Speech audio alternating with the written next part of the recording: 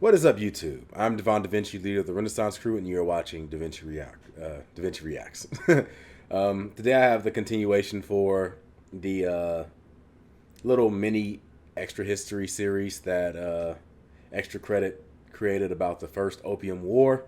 This is part 4. That did not mean to rhyme. It says camouflage or conflagration. I've never heard that word before. Conflagration and surrender. This video was meant to be released a while ago, but again, because of my PC issues, I had to push it back till now. I will do number 5 tomorrow, and I do have another video that I'm going to react to. It's related to, I guess, technically history, and that is going to be geography now, the Ethiopia episode, because I'm jumping into Africa now. I have heard people's requests for other shows, other history-related channels as well, like Epic History and things like that. I will jump into those types of videos in the future too. It's just Epic History in particular. They release very, very long videos, so I have to do those in parts as well. So let's jump in this, see what it has to offer. I'm going to try to keep my mind off the video that I have to react to today that I'm not looking forward to at all. If you look at my batch of uploads for today, you'll know what video I'm talking about. And I probably will find some way to let you know how I'm feeling through the thumbnail in some way. So just look for the one where I am extremely unhappy, and you'll probably know exactly what the hell video I'm talking about. But with that being said, let's jump into this and see what it has to offer. This video is likely going to be demonetized because my other reaction to this series has been demonetized. I think it's the word opium that's triggering it, but hopefully everything will be fixed after a good manual review.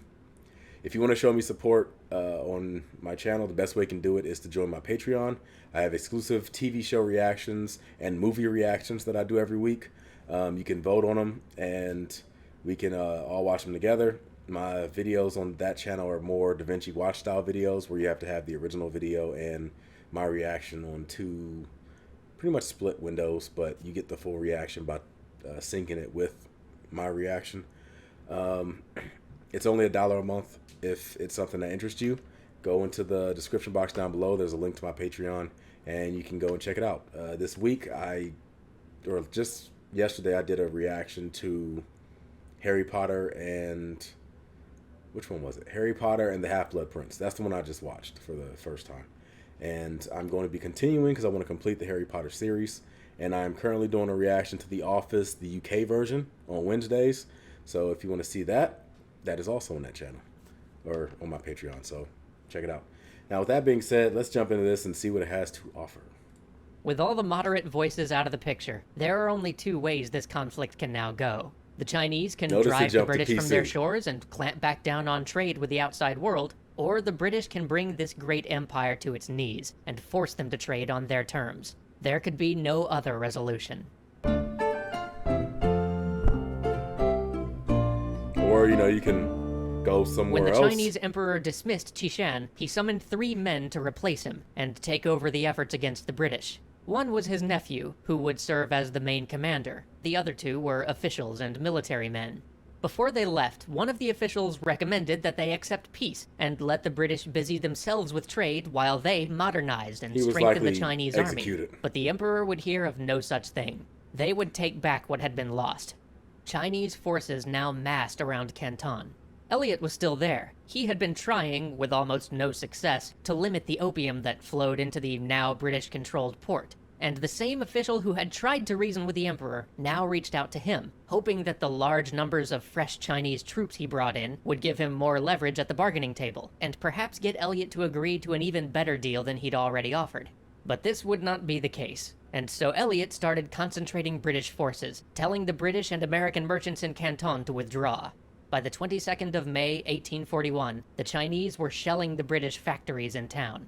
In the night, they launched fire ships across the river at the becalmed British forces. The great steamship Nemesis fired up its engines, powering out of harm's way. The fireships missed the rest of the fleet, sailing past and slamming into the port, setting the town on fire.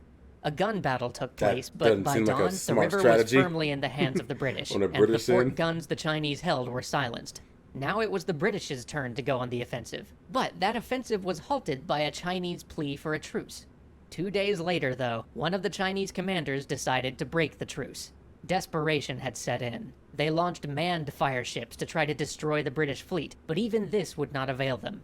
In the end, the Chinese paid an indemnity to the kamikaze British attacks? to not sack Canton, but riots by the peasants, looting by both the British and Chinese armies, and the complete lack of resolution on the matters of the opium, trade, and Hong Kong issues meant further conflict was inevitable. But as the British withdrew to regroup at Hong Kong, a typhoon hit. The cutter Elliot was on was smashed, leaving him swimming with the flotsam. He began swimming hard for Hong Kong when, over the horizon, he saw a sail. It wasn't a British sail, it was the battened sail of a Chinese war junk. He knew he had to swim for his life. Hong Kong was right in front of him. All he had to do was make it. Exhausted, he dragged himself onto the shore, only to be greeted by the news that, actually, he was fired. He'd been fired damn. 4 months ago. It was 1841. Getting news halfway around the world still took a while.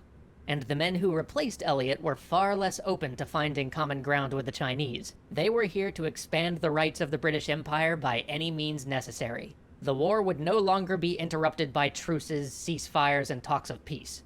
And thus the British began on their campaign north and east, capturing fortresses on their way. Each fortress wasn't just a victory in its own right, but a threat to the emperor in Beijing. Each fallen citadel was another jumping-off point that the British now held, ever closer to the Chinese capital.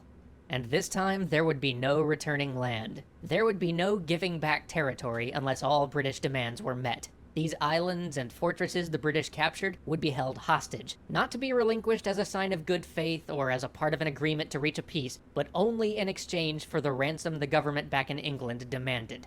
As they took these fortresses, though, the British found a strange thing. Everywhere they went, next to the cannon, in the guard towers, they would find opium pipes. The Chinese resistance was weakened by the very drug they were supposed to be fighting against. From the officers all the way Really? down to the enlisted men, much of the army was addicted to the drug. The British forces, on the other hand, were a mixture of discipline and severity. The new British commanders saw themselves as the civilized force in the conflict, and forbade looting on the pain of death, and even prevented their soldiers from cutting off captured prisoners' queues for trophies.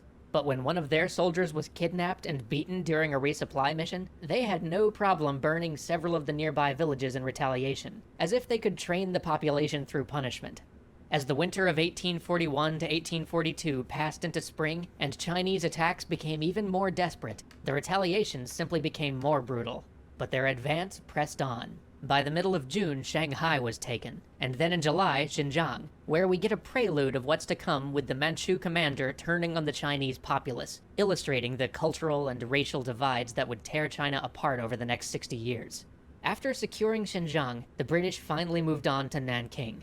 Both sides knew this would be the final showdown. The British wouldn't have to seize the capital at Beijing because Nanking stood at the entrance to the Yangtze, the river which was the heart of China. It was the superhighway down which all trade to the capital flowed. If Chinese access to the Yangtze could be cut off, the capital would starve, and much of the kingdom would be in chaos. So it all came down to this. It all came down to the capture of Nanking. But there would be no great showdown, no final battle, because the emperor finally began to realize that he was beaten, and that if they lost Nanking, there would be no negotiation, only surrender. So better to negotiate while he still could. He sent an official down to talk to the British. At first, talks went nowhere, as the British demanded that the official be given authority to make binding deals for his government, the lack of which the court in Beijing had taken advantage of in prior negotiations to get out of treaties made by other officials. Cultural misunderstandings and attempts to delay as long as possible by the Chinese officials delayed the process slightly further, but by the middle of August, under imminent threat of attack on the city, negotiations commenced. In the end, though, despite technically holding Nanking, it was clear who had all the leverage, whose gunboats could impose their will if negotiations failed, and the Chinese ended up conceding on nearly every point. The 6 million that Elliot had asked for now became 21 million, and the amount was granted. A number of new ports for trade were opened up. The old Kohong monopoly was abolished, and tariff rates were to be agreed upon rather than set by the sovereign Chinese government. The island of Hong Kong was ceded in perpetuity to the British, and British subjects would operate there under British law, completely free from Chinese jurisdiction, and British consulates were established at the treaty ports. The only two things that the Chinese didn't concede on were Christian missionaries, which were such a touchy subject that not even the British delegation tried to bring them up, and opium. The Chinese government refused to legalize opium, even though the British representatives tried to lean on them to do so. Even though they had no power to prevent its sale, they steadfastly refused to legalize the drug. This would eventually lead directly to the Second Opium War, a conflict which plays out shockingly similarly to the first, at least in the broad strokes, but this time with most of the major colonial powers involved. These two wars, and the treaties which follow them, will go down in Chinese history as the Unequal Treaties, and begin what will later be labeled by the communist government as the Century of Humiliation. While at the time they may have seemed just a part of a larger destabilization and realignment of the country as a whole, they have since been seared into the Chinese consciousness, and to this day are conjured whenever dealings with the West take a turn for the worse. They are used as a milestone, a measuring marker for how far the country has come in the last 150 years, and as propaganda to remind everybody of that fact. And while these wars have perhaps the lowest casualty count of any of the conflicts that Extra History has covered to date, they have had a profound impact on global politics and global understanding all the way to today. The Opium Wars are long over, but their effects linger in significant ways. See you next time. Yeah, it's always interesting how a lot of the issues of today stem from colonialization from like 100 years ago or 150 years ago. I would imagine, like, at what point do we get to where everything is fixed? And even then, something else is going to happen also. Like, the whole situation with the Middle East pretty much stems from the whole Sykes-Picot thing and the fall of the Ottoman Empire. And like, when is it going to get to the point where everybody just says, you know what, these people own or lived in this land. If you have any type of contention for it, you have to go to them and try to come up with some type of negotiation. Because it seems like nowadays everything stems from Europe or America deciding for other countries where your borders and stuff fall, and that leads to conflicts because you have these people that claim certain areas, but now they're just like forced to live in this one area, and it leads to all these issues. Yeah, I'm just wondering when it's going to get to the point where it's like, you know what, we screwed up. So here, how about this? You guys decide whatever y'all want to do, and if both sides can agree to it, then we're cool with it. We have no problem with it. But yeah, I would like to learn more about modern Chinese history. I mean, I pretty much have a good idea of how China's history was up until, well, with the whole Mao thing and after that.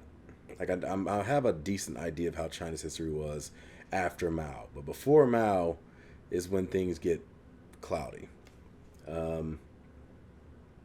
So yeah, that's something. If you have any videos that might explain any significant events in Chinese history, and not just ancient China, but like relatively modern China, go ahead and leave a link for a video or something in the comment section down below, and I'll give it a look and see if it's something that I don't really know a lot about. Now, I will be checking out more of Extra History stuff. I want to get into a video about Suleiman, and based on where he was placed in the History of the World video I did a long time ago, I'm guessing he is someone that was responsible for the expansion of the Ottoman Empire. So that would be interesting to see how that works out. Because, like I said, I do feel like the whole situation with the Middle East right now stems from the mishandling of the fall of the Ottoman Empire. But I could be wrong. With that being said, I'm going to go ahead and wrap this up. I'm Devon DaVinci. Hopefully you've been a little more enlightened. I look forward to seeing you guys in future videos. Until then, I'm going to give you the deuces, and I'm signing out. Deuces.